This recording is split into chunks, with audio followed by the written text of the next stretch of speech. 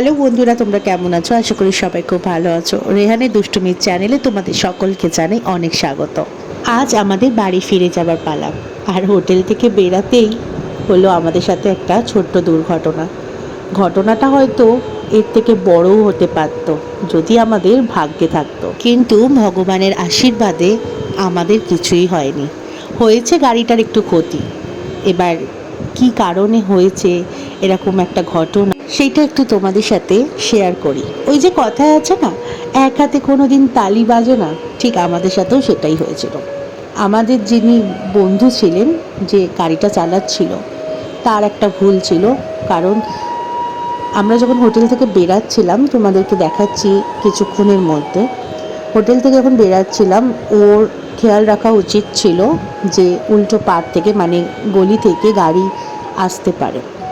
ও নিজের ফোনের দিকে ধ্যান দিচ্ছিল যখন হোটেলের গেট থেকে বেরাচ্ছিল, এই গেটটা থেকে বেরাচ্ছিল, উল্টো পার থেকে একটা গাড়ি আসছিল ওই গলিটা থেকে, মানে রাস্তাটা থেকে।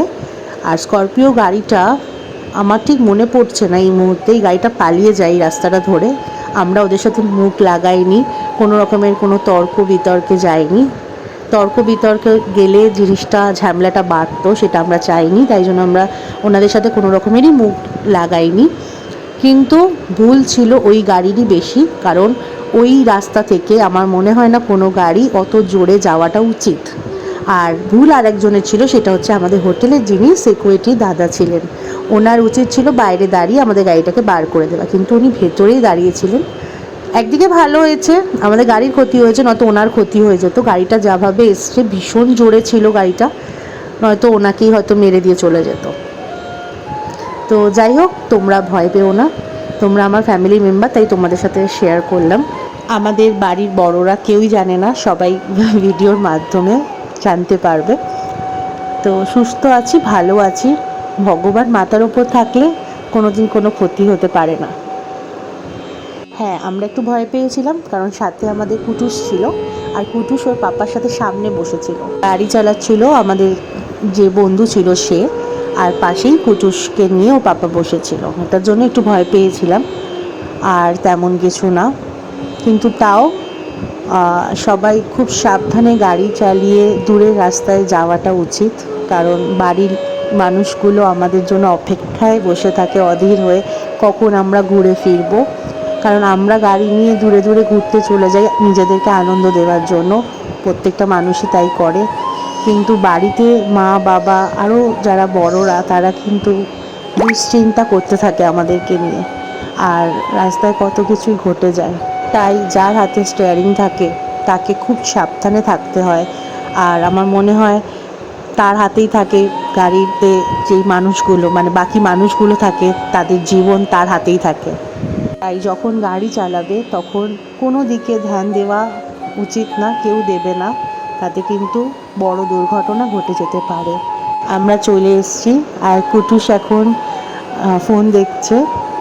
আর কুটুস কিচ্ছু খায়নি এসে, কুটুসকে একটা ব্রাউনি ছিল ফ্রিজে, সেটাকে গরম করে দিয়েছি, একটু একটু করে খাওয়াচ্ছি, কিছুতেই কিছু খেতে চাইছে না। আর আসার পরেও একটু ঘুমায়নি, ফোন দেখেই যাচ্ছে। আর আমরা এখন বেরাবো, কারণ আজকে আমার সোনামার জন্মদিন। এখন আমরা চলে এসেছি নিয়মরে, সোনামার জন্য ছোট্ট একটা কেক কিনবো, আর সেটা কুটুস গিয়ে সোনামাকে দেবে।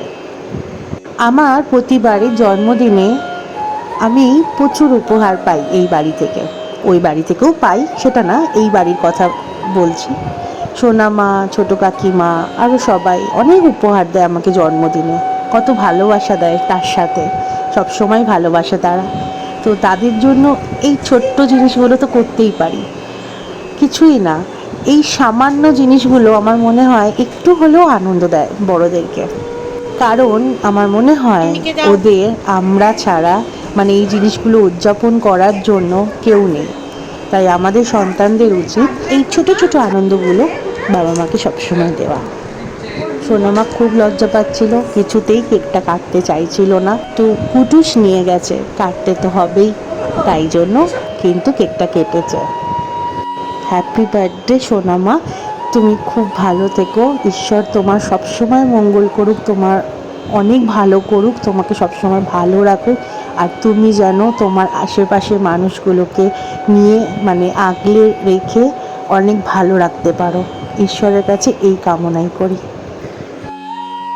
Happy birthday to you, happy birthday to, happy birthday to you, clap করো, happy birthday to you, happy birthday dear সোনামা, হ্যাপি বার্থডে টু ইউ।